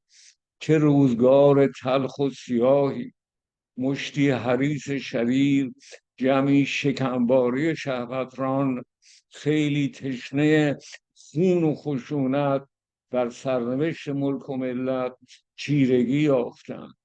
همه جا عرصه تاخت و تاز قداره بندان و چماقداران است. دست به خون هم نوع آلودن، صبح خود را از دست داده، نه برای شیخان حاکم و مزدوران شرورشان به صورت تفریحی روزانه در آمده است. کاردانان روشنندیش یا به دست دشخیمان روانه گورستان ها شدند و یا اینکه از صحن اجتماع رانده شده و یا خود آنها گوشه عزلت گزیده و مشارکت در هر امری خودداری میکنند و این چین وضعی رو ما در واقع مفهوم همین گروه شیخ و ملا و زاهد و همکاران ایشون هستیم. و حالا یک مسئله پیش میاد با این که همونطور که میدونید برای شیخ و زاهد وقتی یک موضوع مهمی پیش میاد استخاره میکنن و در واقع برای اینکه تصمیم بگیرن منتظر اون استخاره رو یک نوع توصیه، یک نوع الهام از جانب خدا میدونن. ولی حالا حافظ این موضوع رو به تمسخر میگیره و در این شعر خودش میگوید به عزم توبه سحر گفتم استخاره کنم، بهار توبه شکن میرسد چه چاره کنم. سخن درست بگویم نمیتوانم دید، که می خورند حریفان و من نظاره کنم. مرا که نیست ره و رسم لقمه پرهیزی، چرا ملامت رند شرابخواره کنم. گدای میکده‌ام، لیک وقت مستی بین، که ناز بر فلک و کبر بر ستاره کنم. و در واقع مقام بلند رندان بینیاز رو در این شعر به زیبایی بیان میکنه. و اما درباره کلمه رند هم دو سه یه توضیح مختصری بدم که رند تا قرن ششم و دوران سنایی در واقع آدم از خیلی اوباش و آدم های لاابالی و آدم هایی بوده که در جامعه ارزشی نداشتن. ولی این حافظه که رند رو بر میکشه و در واقع از رند یک ابرمرد سازه. و اونچه که در شعر حافظ درباره رند شنیده ای این به این معنی است. و گرچه در حال حاضر باز رند داره همون معنی سابق خودشو پیدا میکنه، ولی تنها در دیوان حافظه که به رند چنین موقعیتی به این چنین موقعیت و چنین ارزشی داده میشه.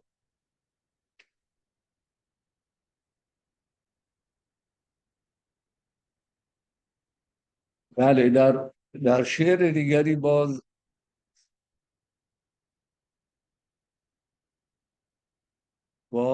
به شیوه ناستوده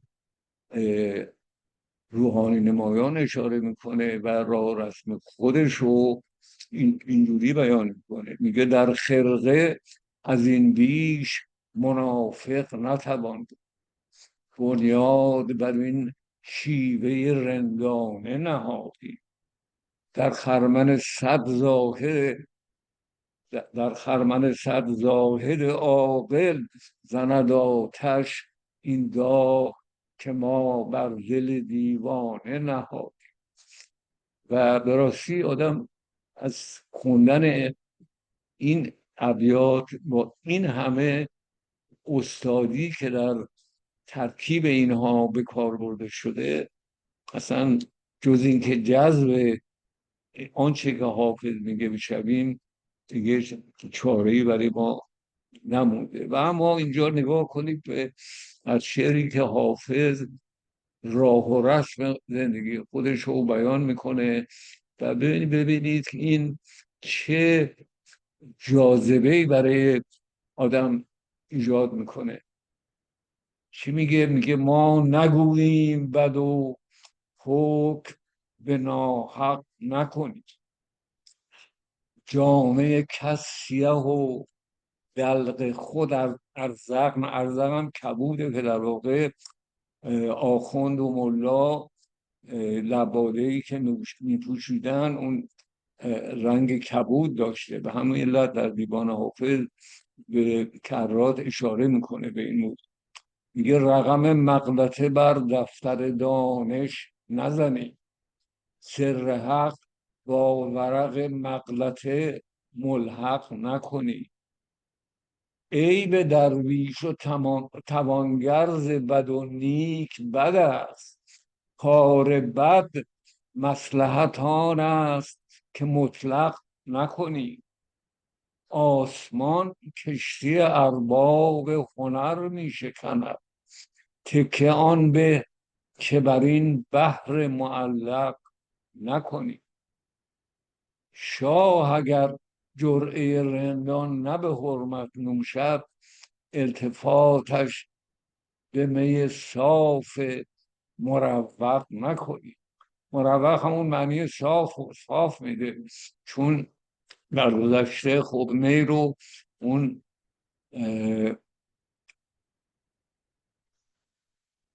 بخش سر خم رو که پر از درد بوده، اونو شراب دردآلود بوده که خب آدم های میپولتر در واقع بی‌بضاعت‌تر از اون استفاده میکردن.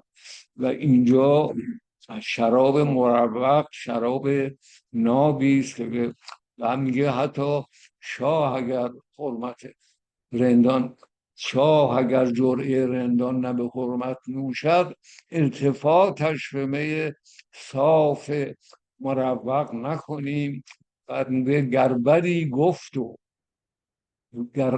گربدی گفت حسودی و رفیقی رنجید، تو خوش باش که ما گوش به احمق نکن. ببینید این راه و رسم زندگی چه راه و رسمیه و کسی که چنین شیوهی رو برای خودش در زندگی انتخاب کرده چقدر باید پختگی و چقدر شجاعت و چقدر مناعت داشته باشه. و باز در شعر دیگری وقتی که جام شراب رو به دست گرفته و داره می‌نوشه، میگه چی میگه؟ میگه این خرقه که من دارم در رهن شراب اولا. این دفتر بی معنی غرق می ناب را. من حال دل زاهد با خلق نخواهم گفت، این قصه اگر گویم با چنگ و رباب را. چون مصلحت اندیشی دور است ز درویشی، هم دیده پر آتش به هم سینه پر آتش به هم دیده پرآب. خب به راستی آدم باید از هر گونه حساسیت انسانی در واقع به دور باشه که در برابر این غزل ها و این ابیات زیبا و دلانگیز بی‌اعتنا بمونه و آرزو نکنه که او هم میتوانست چین راه و رسمی رو دنبال کنه. و بعدش به شیخ و زاهد یک اندرز میده و اون اینه که زیاد دنبال بدگویی از رندان نباشن و اینکه چون فرقه پشمینه دارن از آه آتشین اونها بترسن. بد رندان مگوی شیخ و هشدار، بد رندان مگوی شیخ و هشدار، که با حکم خدایی کینه داری. نمی ترسی ز آه آتشینه، نمی ترسی ز آه آتشینه، تو دانی خرقه پشمینه داری.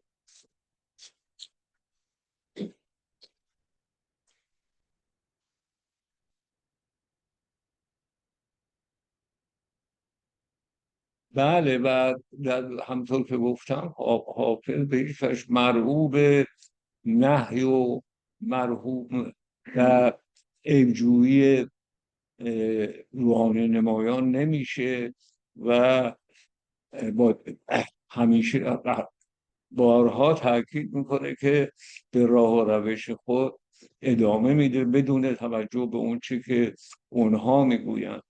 میگوید برو می نوشو رندی ورزو، ترک زر گوی دل، که از این بهتر عجب دارم طریقی گر بیا.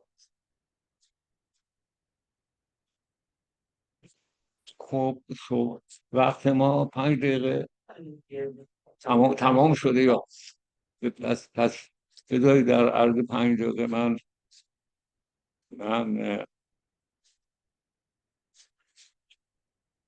خب یک چیزی میخواستم بگم و اون هم نحوه برخورد شاعر با ماه رمضانه. خب میدونید که شیخ و ملا و معتصب همیشه در کمین فرصتن که هیاهو و معرکه را بندازن و به این ترتیب خودشون مطرح کنن و از جمله این فرصت ها ماه رمضانه که خب میدونید که چه میگذره و در مجالس بحث اونها و مجالس وعظ آنها در زمینه پاک دامنی و ترهیز و قضایای از این قبیل چه صحبت هایی میشه. ولی حافظ باز به اینها لبخند تمسخر میذاره و میگه زان می لعل کزو پخته شود هر خامی، گرچه ماه رمضان است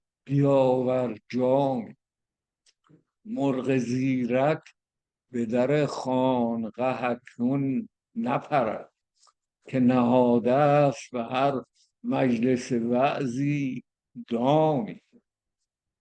روزه هرچند که مهمان عزیز است ای دل، آمدن موهبتی دان و شدن انعامی.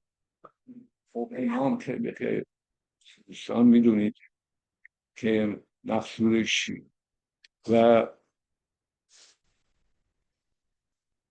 به هر حال وقت مجلس محدوده و من نمیخوام دوستان رو بیش از این در انتظار رو دارم، ولی حافظ همیشه خودش رو بدتر از اونچه هست معرفی میکنه و این در واقع یک گروهی به اسم گروه ملامتی بودن که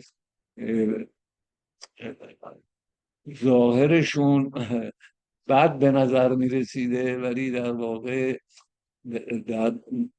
واقع باطنشون پاک بوده و هیچ عیب و ایرادی نداشته و حافظ هم از همون گروهه و همه جا شما میبینید که خودش رو گاه در صف همین گروه رند و گروه ملا و محتسب و کسانی نظیر اونها میذاره، برای که نمیخواد به هیچ وجه برای خودش سراغ امروز ما تبلیغ بکنه و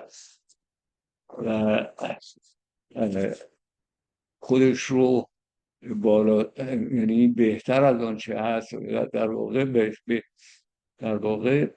بهتر هم بوده و در زمره افراد آگاه و پاکدامن بوده، ولی خب رفتار و منش حافظ اینطوری بوده و به هر حال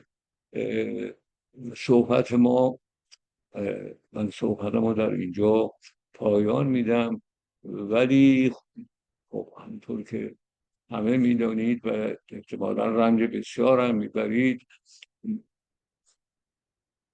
ملایان و متشرعان در گذشته شریک حکومت بودن و هیچ وقت قدرت رو به طور انحصاری در دست نداشتن و حالا امروز کار ما به جایی رسیده که قدرت به طور دربست در اختیار اونها و خود شما هم شاهدید که چه میکنن.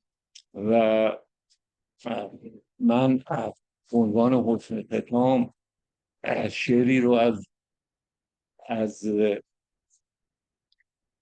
از سیف فرغانی، شاعر قرن هفتم، میخونم که ببینید که چه میگوید و ما هم امیدواریم که همونطور که سیف فرغانی میگوید روند اوضاع پیش بره و ما به زودی خلاص بشیم از اوضاع احوالی که در کشورمان حاکمه. میگوید هم مرگ در جهان شما نیز بگذرد، هم رونق زمان شما نیز بگذرد. در مملکت چو غرش شیران گذشت و رفت، این عوعو سگان شما نیز بگذرد. زین کاروانسرای بسی کاروان گذشت، ناچار کاروان شما نیز بگذرد. بادی که در زمانه بسی شمعها بکشت، هم بر چراغدان شما نیز بگذرد. آن کس که اسب داشت غبارش فرو نشست، گرد سم خران شما نیز بگذرد. این نوبت از کسان به شما ناکسان رسید، نوبت ز ناکسان شما نیز بگذرد.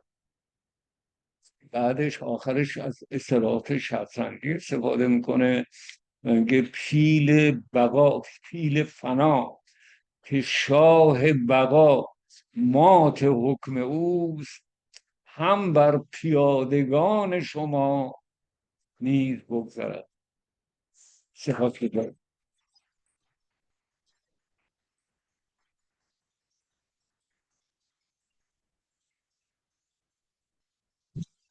باز میدونم آقای گفریان مثل همیشه بسیار عالی و زیبا. من میخوام خواهش کنم که حدود 10 دقیقه ما در واقع داشته باشیم.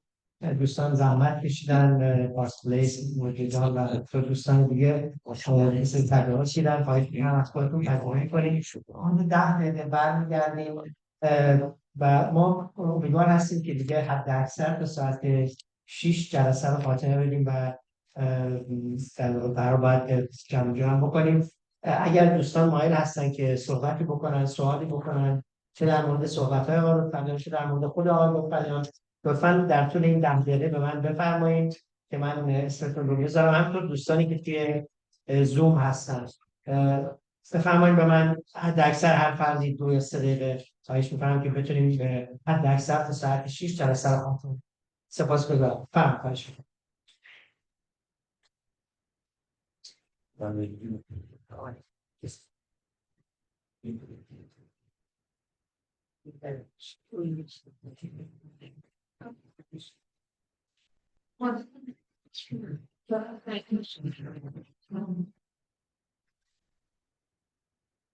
ریکوردینگ رو پاز هم میشه کرد. ایران کدام سیه‌بار دوش پنهان ز دیدگان خدا می نخوندیم. بگذار تا به طعنه بگویند مردمان در گوش هم حکایت عشق مدام. هرگز نمیرد آن که دلش زنده شد به عشق، ثبت است در جریده آدم دوام ما. متشکرم. ما الان 2 نفر از دوستان در زوم کی میخواد صحبت کنه؟ خانم شاهق. خانم شاهق. بله بله.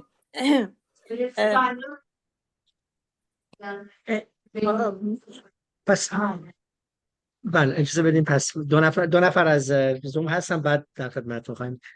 خانم شاهق بفرمایید. بله. خواهش میکنم. من میخواستم تشکر کنم از یک لحظه لطفاً یک لحظه عذر بله می‌خوام. بله. صداش از کجاش بود؟ یا اجازه بدید. کجا صداش میاد؟ صدا رو زیاد کنی.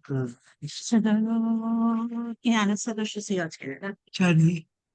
حالا بزنید. خب خانم شاهق میتونین شروع صحبت ما بله فکر کنید. بله بله.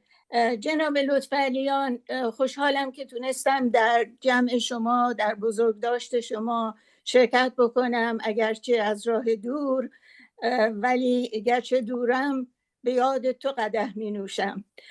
شما همیشه بزرگواری داشتین و موقعی که من در انجمن ایرانیان مقیم مریلند جزو کارگزاران بودم و گردانندگان، هر وقت که از شما دعوت می کردیم شما با نهایت بزرگواری و بخشندگی تشریف می آوردید، ما را از معلومات بسیار عمیق خودتون مستفیض می کردین و بهره‌مند می کردین. اینه که از این بابت من سپاسگزارم. سپاس دیگه من از اینه که شما همیشه حامی من بودید و هر وقت که من کتابی نوشتم، کتابی منتشر کردم، شما با نهایت بزرگواری و بخشندگی قلم به کاغذ گذاشتید و در مورد اون کتاب ها نوشتید و واقعا باعث خوشحالی و سرافرازی من بود. این چیزی است که من هرگز فراموش نمی کنم و براتون عمر طبیعی و طولانی و موفقیت‌های بیشتر در ادب و فرهنگ فارسی آرزومندم. سپاسگزارم خانم شاهق عزیز. پریوش جان صحبتی دارن و بعد آقای لطفی. پریوش جان بفرمایید. خواهش میکنم. خیلی ممنون. متشکرم آقای الفت. متشکرم از محبتتون.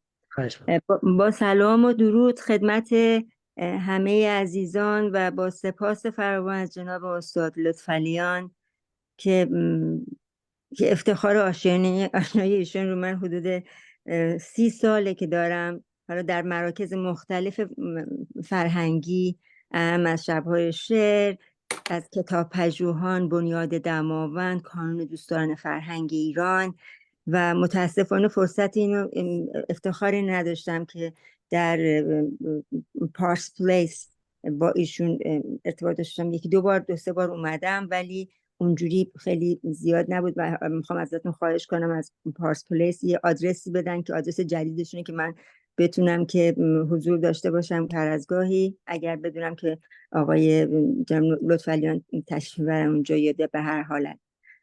خواستم که از ایشون نهایت تشکر بکنم به خاطر اینکه از بهر واقعا سالها از دانش و حافظه فوق‌العاده‌شون، دانش بی‌پایانشون من استفاده بردم و بهره بردم و خیلی از این همه انرژی مثبت که در همه زمینه‌ها برای ماها، برای کسایی که تو زمینه‌های فرهنگی علاقه داشتن و ایشون در هیچ چیزی دریغ نکردن، ازشون سپاس فراوان دارم. خیلی ممنون از اینکه این گروه با همدیگه جمع شدن به اصطلاح بنیاد و همچنین پارس پلیس همچین برنامه به این زیبایی رو تدارک دیدن و امیدوارم که همچنین ادامه داشته باشه. گروه‌های فرهنگی با همدیگه ادغام بشن برای کارهای نیک این چنینی که بتونن از یک انسان فرهیخته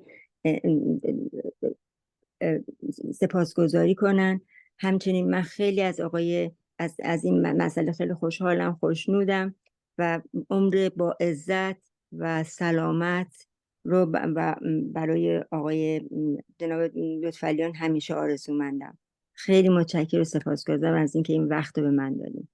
با نهایت اسم من پریوش مقدمه، حالا یادم رفت از اول. سپاسگزارم خانم مقدم، سپاسگزارم از لطفتون. آقای لطفاً من میخوام تشریف اونجا یا اینکه همونجا میتونیم صحبت کنیم. مایل هستم راحت هستین سر خانم. خیلی خوب شد من با شنیدن نام دکتر بهار متوجه قصد خودم شدم و به دوستان همه با چهره خندان و شاد دکتر بهار آشنا هستند و اینکه ایشون در بیشتر فعالیت‌های این شهر نقش اساسی داشت و خودش هم هر دو ماه یک بار در منزل شخصی برنامه سخنرانی برگزار میکرد و به راستی از رفتن او از میان ما روزایه بزرگی بود. من درباره دکتر بهار شعری از خیام به یادم آمد که به نظرم مناسب این میگم.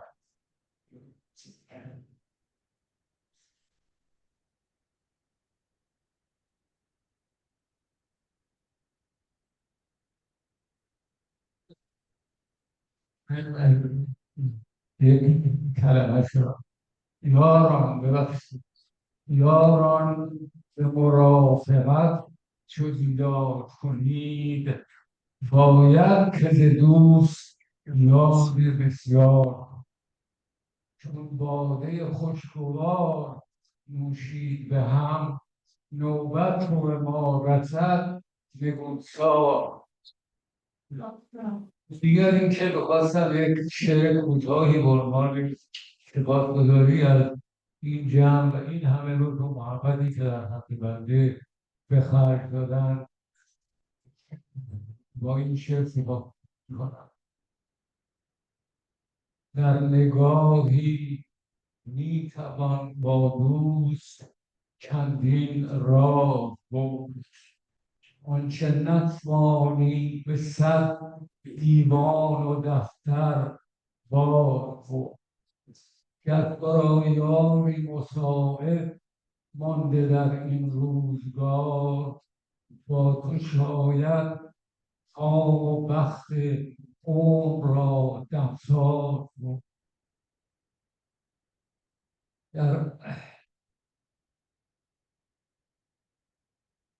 در مقام شعر در مقام دوست بس درهای رنگین سفته‌ام حافظ اما با چنان شیرینی و اعجاز گفت شد بدان سانم فضا یک سینه مالامال دوست هم نگنجد یاد دیگر کس به خاطر باد.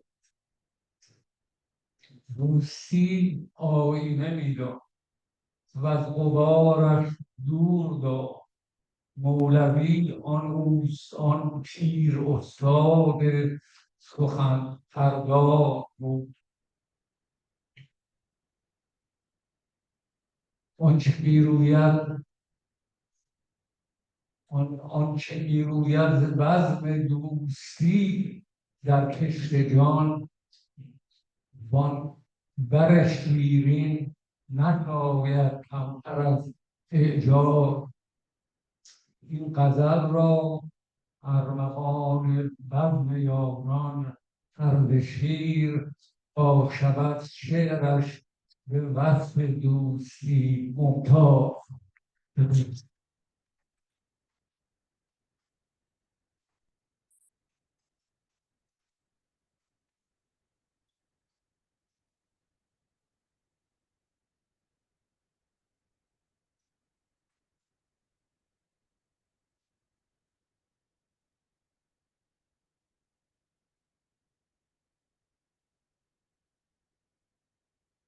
بسیار خوب. من سپاسگزارم از همه دوستان. فکر میکنم دیگه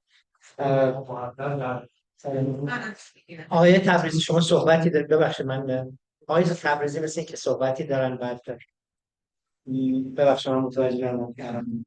بفرمایید. روزی میخوام از مزاحمتم برای خود راست بدونستم که سر دسته آخر این ترازی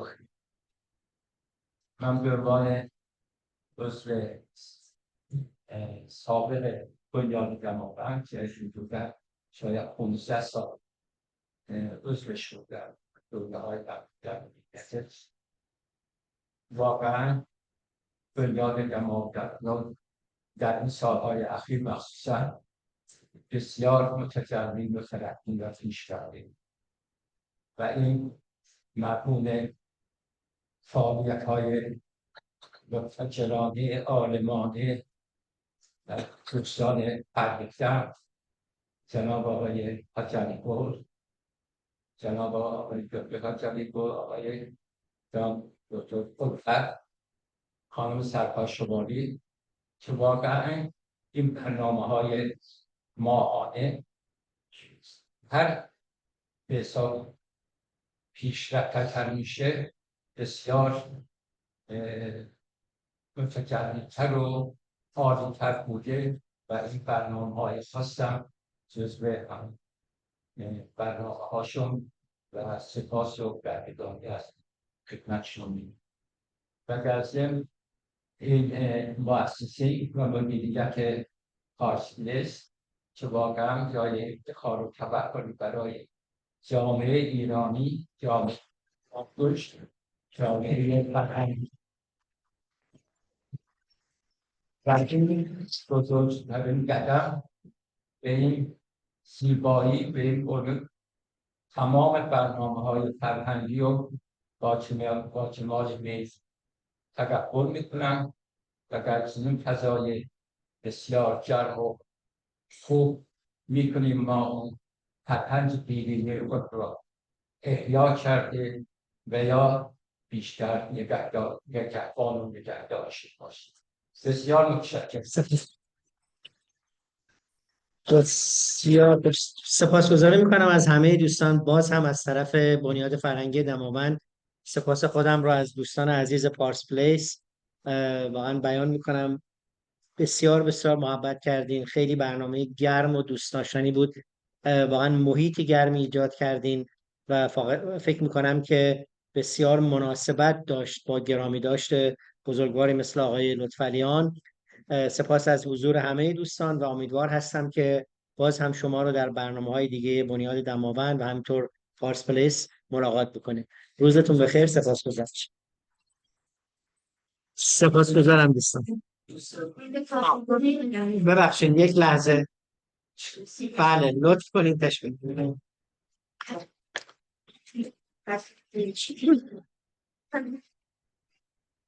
فکر اونجا موجی جان کجا میتونیم عکس بگیریم؟ میخواین صندلی ها رو یکم